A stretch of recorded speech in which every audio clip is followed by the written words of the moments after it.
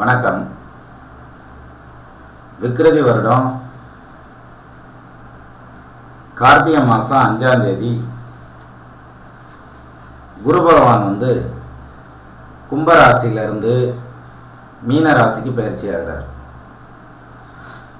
இந்த குரு பயிற்சி பலன்கள் மீன ராசிக்கு எப்படி இருக்கும் அப்படிங்கிறத இந்த வீடியோ கிளிப்பில் பார்க்கலாம். மீன ராசி காலபுருஷ தத்துவத்தில் 12வது வர ராசி, கடைசி ராசி. இந்த மீன ராசிக்காரங்க பார்த்தீங்கன்னா பொறுப்பு, பொறுமை, அந்யோன்யம், சகிப்புத்தன்மை இதெல்லாம் நிறையா இருக்கும் உங்கள்கிட்ட. பொருளாதாரத்தை பொறுத்த வரைக்கும் எடுத்துக்கிட்டோம்னாக்க இருப்பதை வச்சு திருப்திப்படக்கூடிய ஒரு மனோநிலை இந்த குரு பகவானுடைய ஆதிபத்தியம் பெற்ற இந்த மீன ராசிக்காரங்களுக்கு சிறப்பாக இருக்கும். அப்போ குரு இவ்வளோ நாளாக இருந்தது விரயஸ்தானத்தில் இருந்தார். விரயத்தில் குரு இருக்கிறது தவறு. 12ல் குரு இருந்தாருன்னா என்ன பண்ணும்னா 12ஆம் இடத்துல குரு பகவான் தனித்து நிற்கிறதுங்கிறது, அல்லது கிரக சேர்க்கையாக நின்னாலும் சரி, எப்படி எடுத்துக்கிட்டாலும் சரி, விரயத்தில் குரு நிற்கக்கூடாது. சத்திய மாமுனி 6லே மிருக 6லே தலை போன்றதும், அல்லது ஜென்மராமர் வனத்திலே சீதையை சிறை வைத்ததும், தீதிலாதொரு 3லே துரியோதனன் படைமாண்டதும், இன்மை 8 வாலி வட்டம் இழந்து போம்படியானதும், ஈசனார் உருவத்திலே தலையொட்டிலே இறந்துண்டதும், வன்மை யுற்றிட ராவணன் முடிவன்னி 2ல் வீழ்ந்ததும். அப்படின்னா 12ஆம் இடத்துல குரு நின்னப்போ ராவணன் தன்னுடைய அரச பதவியை துறந்தார், நாடு அழிந்தது, இலங்கை அழிந்தது, அந்த மாதிரி சொல்லிட்டு வருவாங்க. அப்போ 12ல் இருந்தால் கௌரவத்தை பாதிக்கும் அப்படின்ற மாதிரியான ஒரு ஸ்தான். இவ்வளோ நாள் அப்படி தான் இருந்தது. இப்போ ஜென்மத்துக்கு வந்துட்டார்.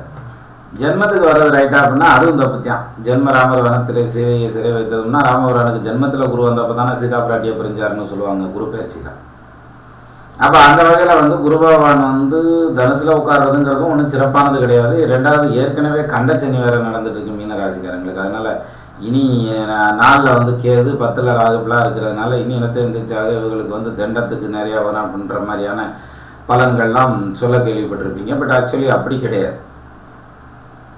எப்படின்னா தனுசை பொறுத்த வரைக்கும் எடுத்துக்கிட்டா கண்டச்சனிங்கிறது தவறு.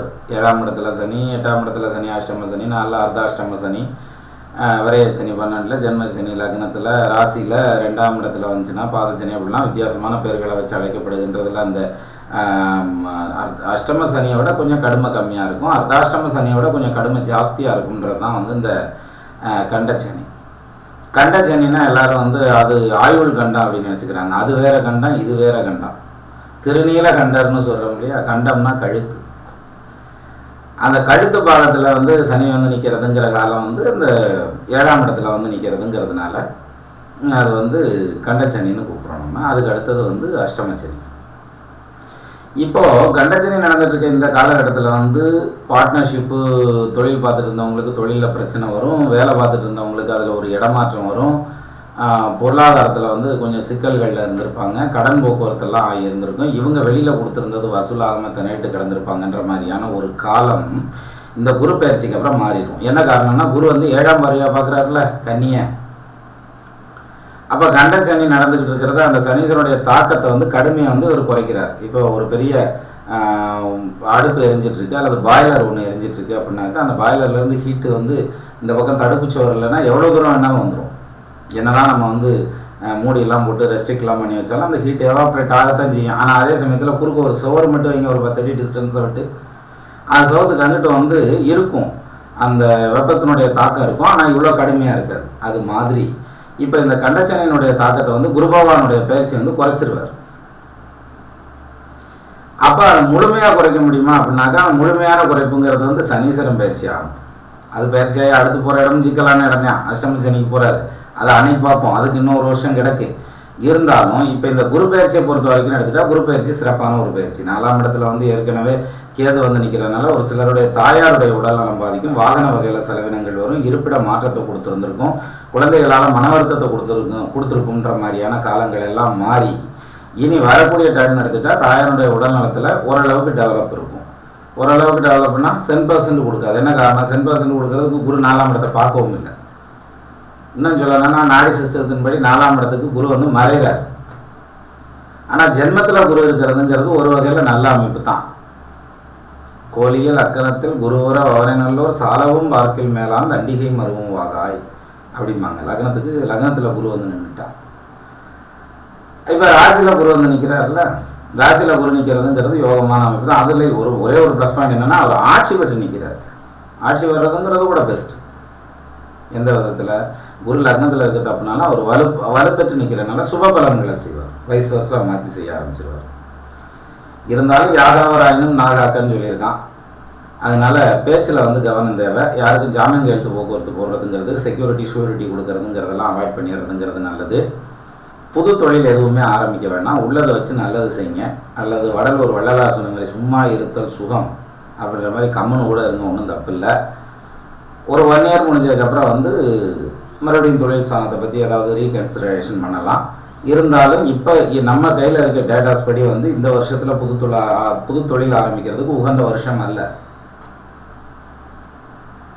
சரி, அப்போ திருமணம் தடையாகிட்டு இருக்கவங்களுக்கு இன்னும் கொஞ்சம் லேட் ஆகும். இன்னொரு 1 வருஷம் ஆகும். குருபலமும் இல்லை. அப்போ குரு வந்து ஜென்மத்திலேயே வர்றதுங்கிறதுனால ஏற்கனவே ராமபிரானுக்கு வந்து ஜென்மத்தில் ஒரு வந்தப்போ தான் சீதா பிராட்டியை பிரிஞ்சாருன்னா கல்யாணம் பண்ணவங்களே பிரிகிறாங்களே, கல்யாணம் பண்ணாங்க எப்படி பண்ணுறது? அது ஒரு பாயிண்ட் இருக்கு இல்லையா? அதனால் வந்து குருபலம்ங்கிறது வந்து இப்போதைக்கு இந்த மீன ராசிக்காரங்களுக்கு இல்லை அப்படின்னு சொல்லிடலாம். இருந்தாலும் கண்டச்சனியினுடைய வேகத்தை குறைச்சிரும். அப்போ கொஞ்சம் எளிமையாக இருக்கும். நடந்து தான் போகணும். வெயில் வழியாக நடந்து போகிற அந்த டைம் முடிஞ்சு இப்போ வந்து ஒரு அவென்யூவில் நடக்கிறீங்க, 2 பக்கம் வரும் மரமாக இருக்குது, அந்த நிழல்லையே அப்படி நடந்து போய்க்கலாம். அப்போது இந்த சிரமங்கள்ங்கிறது வந்து அதிகபட்சமாக 1 வருஷத்துக்கு மட்டும். இதில் இந்த ஜென்ம குரு வர்றதுங்கிறது. அதனால் வீட்டில் நீங்கள் பேச ஆரம்பிச்சிங்கனாலே வந்து டக்குன்னு ரைஸ் ஆகிடும். அதனால் கூடுமான வரைக்கும் நல்ல ஒரு கழகு சொல்லாமல் இருப்பது. இலக்கியத்தில் தான் ஒரு இடத்துல வரும். மொழிதெயிர் விசைந்த காந்தல் மெல்வதர் கழிவுறு கலங்கம் கலாது உடி கோழையுண்கண் குய்ப்புகை கழும தாந்துளன்றுட்ட தீம்பொழிப்பாகர் இனிதன கணவன் உண்டலில் நுண்ணிதில் மகிழ்ந்தன்று ஒண்ணுதல் முகனைங்கிறது ஒரு இலக்கிய பாடல், சங்கப்பாடல். அதில் என்ன வரும்னா, அதாவது புதுசாக கல்யாணம் பண்ணிட்டு வர்றாங்க. அந்த பொண்ணு வந்து அவளுக்கு, அந்த பொண்ணுக்கு சமைக்கவும் தெரியாது, ஒன்றும் தெரியாது. இந்த காலத்தில் தானே 23 வயசுல எல்லாம் கூட 25, 27 கூட கல்யாணம் பண்ணுறாங்க. இன்னும் கூட லேட்டாகிறதும் உண்டு. அந்த காலங்களில் பாலிய விவாகம் கூட இருந்தது. 16, 17 வயசுலேயே கல்யாணம் பண்ணிடுவாங்க. அந்த பொண்ணு வருது, அதுக்கு சமையல்லாம் என்னன்னே தெரியாது. இப்போ தானே நமக்கு கேஸ், அந்த லைட்டர் இல்லைன்னா கூட அதுக்கு ஒரு சண்டை வந்துடும் வீட்டில் இந்த காலங்களில். இருந்தாலும் அந்த காலத்தில் வந்து அந்த அடுப்பை பற்ற வச்சு, விறகு அடுப்பை பற்ற வச்சு அந்த புகைக்கு நடுவில் போய் நின்றுட்டு தயிர் தாளிக்கிறான் இந்த பிள்ளை. முடிதயிர் விசைந்த காந்தல் மெல் விரல், நல்ல கல் மாதிரி உறைஞ்சிருக்க தயிரில் வந்து காந்தல் மலர் ஒன்ற தன்னுடைய விரல்கள்னால அந்த தயிரை உடச்சி விட்டு அந்த தயிரை தாளித்து கொண்டு வந்து கணவனுக்கு வைக்கிறாங்க. அந்த கணவன் வந்து அதை சாப்பிடல, பேசாமல் சாப்பிடலை. அருமையாக இருக்குது, நல்லா இருக்குது, டேஸ்ட்டாக இருக்குது, புது சம்சாரம் செஞ்சதில்ல, அதனால் டேஸ்ட்டாக இருக்குது அப்படின்னு சொல்கிறார். சொன்னதுமே அதை கேட்டதுமே நுண்ணிதில் மகிழ்ந்தன்று ஒண்ணுதல் முகமே. அதாவது ரொம்ப சந்தோஷப்பட்டதாக காமிச்சிக்கல, லேசாக ஒரு புன்முறுவல் அப்படி பூத்தாலாம். அது மாதிரி அந்த மாதிரி போயிடுறது ஒரு பக்கம். இப்போல்லாம் அப்படிலாம் கிடையாது.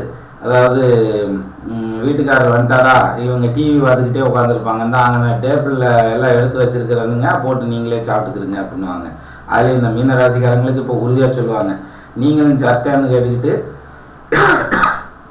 போய் எடுத்து போட்டு சாப்பிட்டுக்கணுமே தவிர சாப்பாட்டோட ஃபைட் பண்ணிவிட்டு உண்ணாவிரதம் இருந்துடாதீங்க.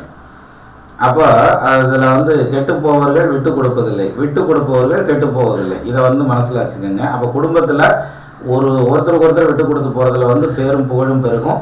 வீட்டுக்கு வெளியில் வந்து ஒருத்தருக்கு ஒருத்தர் இழுத்து பிடிக்கிறது, வலிமை காமிக்கிறதுல வந்து அவங்களுக்கு இடையில புகழ் வந்து சேரும் அப்படின்ற மாதிரியான ஒரு அமைப்பு வந்து புரிஞ்சு வச்சுக்கிட்டாலே போதுமானது. அப்போ வீட்டில் வந்து மெயினான ஆப்ஷனே தான் மீனராசிக்காரங்களுக்கு. அதாவது குடும்பத்தில் சத்தம் வராமல் பார்த்துக்கோங்க அப்படிங்கிறது. அதில் சிலர் வந்து அதாவது இங்கிட்டு ரேடியா பேசுன மாதிரி பேச ஆரம்பிப்பாங்க. அந்த அம்மா இவர் வந்து அப்படி இந்த கொலா ஸ்பீக்கர் கட்டின மாதிரி பேசுவாங்க. 2 பேரும் சேர்ந்து பேசுகிற வயசில் கலகலன்னு ஓட்டுவாங்க. ஒரு சில ஜாதகத்தில் வந்து அந்த சூரியன் செவ்வாய் சேர்ந்து நிற்கும். இடுகதிர் செவ்வாய் கூட எவ்விடத்தில் என்றாலும் இளம் பெண்ணில் உதவி அவள்னு பொம்பளை பிள்ளைக்கு சொல்லுவான், பையனுக்கு சொல்லலை. அதை குரு பார்த்தா தீந்துடும். நீங்களா உடனே உங்கள் ஜாதகத்தை எடுத்து செக் பண்ணலாம் ஆரம்பிச்சிடாதீங்க.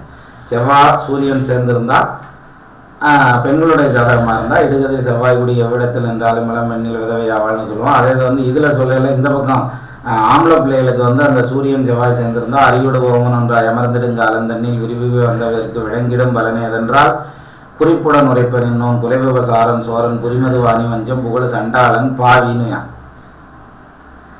அந்த மாதிரி இருக்கிறவங்களுக்கு இப்போ ஜென்மகுரு நடந்துச்சுன்னு வச்சுங்க மீன ராசி ஆகி அது நம்ம என்னதான் சொன்னாலும் அதுகளுக்கு ஃபைட் அப்படிங்கிறது வரத்தையும் செய்யும். இப்போ கணவரை கேட்டால் மனைவியால் தான் சத்தம் வருது, நான் ஒன்றும் பேசுறது இல்லைம்பாரு. மனைவியை கேட்டாக்கா நான் எத்தனை வாட்டி சொன்னாலும் அந்த மனுஷன் கேட்குறதே இல்லை, அதுக்கு என்ன தெரியுது அப்படிம்பாங்க.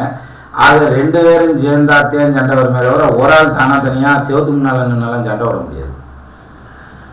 அப்போ யாராவது ஒருத்தர் விட்டு கொடுத்து போயிட்டா அந்த சத்தங்கிறது வராது. யாரை விட்டு கொடுத்து போகிறதுங்கிறது தான் இப்போ மேட்ரு.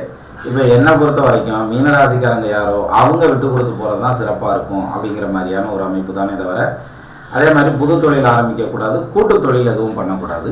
கூட்டு தொழிலில் இருக்கிறவங்க கொஞ்சம் கவனமாக இருக்கணும். இதுதான் இதில் வந்து முக்கியமானது. அப்போ மற்றபடி வந்து இந்த மீன ராசிக்காரங்களுக்கு இந்த குரு பயிற்சி பலன்கள் சிறப்பாக இருக்கும்.